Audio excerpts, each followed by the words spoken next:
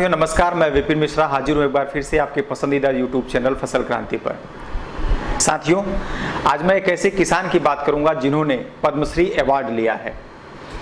हम इस वीडियो में जानेंगे कि कैसे खेती से लेकर पद्मश्री अवार्ड तक का सफर उन्होंने तय किया।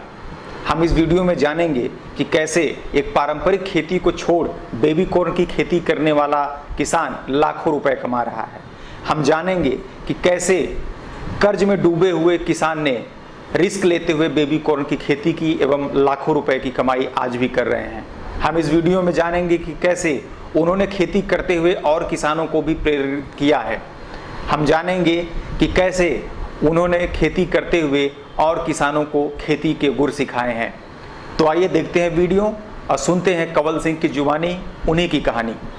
मैं कंवल सिंह चौहान गाँव टेरना से किसान हूँ।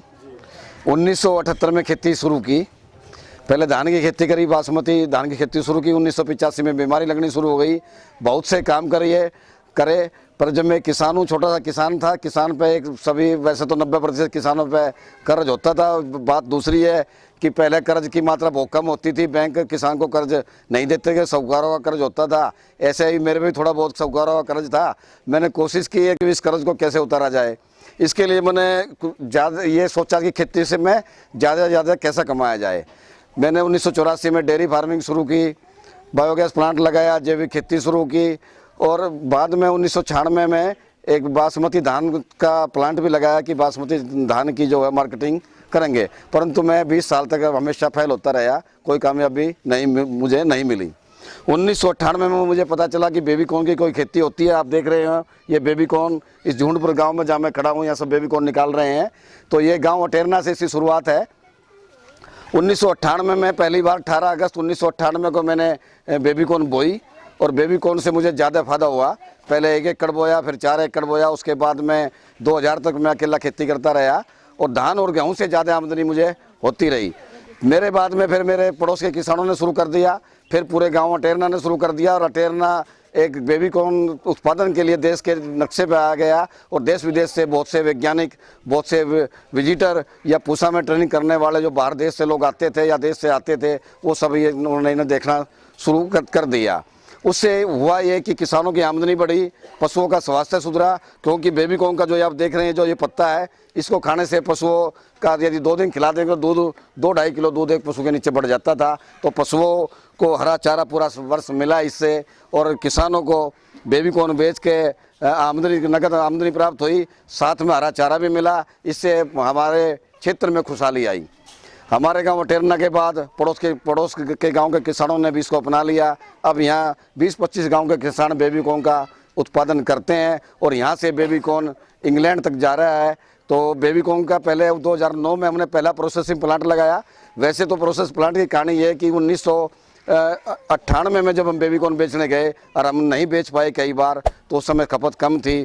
तो हमने बेबी कॉर्न की जो प्रोसेस इंडस्ट्री है उनसे प्रोसेस करवाना शुरू किया। और पहले बेबी कॉर्न थाईलैंड से आता था, यहाँ स्वीट कॉर्न थाईलैंड से आता था, यहाँ पर उत्पादन नहीं होता था।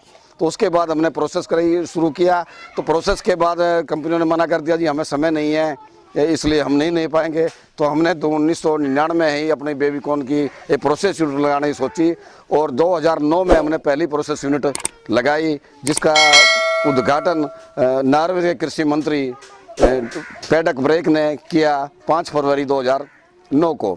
2012 में एक कोऑपरेटिव सोसाइटी बनाकर एक नई यूनिट शुरू की, जिसके अभी मेरे पास जो खड़े हैं चरण सिंह चौहान जी, जिसके वे प्रधान हैं। और एक प्लांट हमने 542 फुट पार्क राई में सरकार से प्लॉट लेकर लगाया और वहाँ भी ये बेबी कॉर्न का प्रोसेस हो रहा है।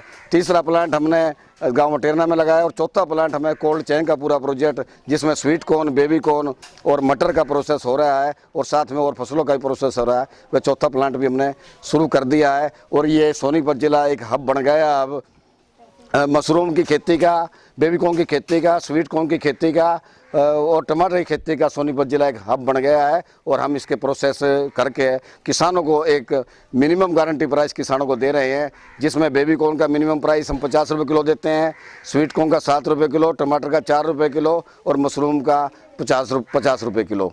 तो इस तरह से किसान आज़ाद है, जब मर्जी आवे मंडी बेचो। यदि महंगा आज़ादपुर मंडी में बिकता तो किसान वहाँ बेचते हैं या किसी भी सप्लायर को दे सकते हैं, पर यदि किसान नहीं बेच पाते हैं तो हम उनको मिनिमम गारंटी प्राइस किसानों को देते हैं। इससे किसान एक तरह से एक सुदृढ़ हो गया है, किसानों को एक गारंटी हो गई है कि मिनिमम तो हमें बिक ही जाएगा, किसान लॉस में नहीं जाता है इससे। और यहाँ आप देख रहे हैं क्षेत्र में किसानों में इससे समृद्धि आई है, पशुओं में भी समृद्धि आई है, पशुओं की संख्या बढ़ी है और यहाँ के किसान इससे बेबीकॉर्न की खेती से समृद्धशाली हुए हैं।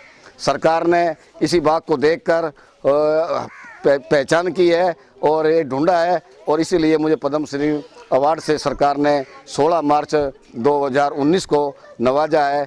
इसके पीछे हैं कि इससे 5-6 हज़ार किसानों को रोज़गार मिला है जो अपना बेबीकॉर्न की खेती करते हैं।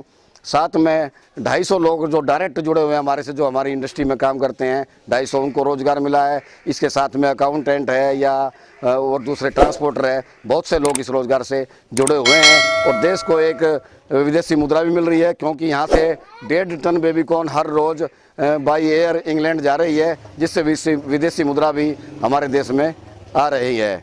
तो यही काम एक मैंने किया है। एक छोटा सा किसान था मैं 1980 में, 2.5 एकड़ का किसान था और 2.5 एकड़ के किसान से मेरा सफ़र जो है पद्मश्री तक इसी वास्ते गया है। धन्यवाद।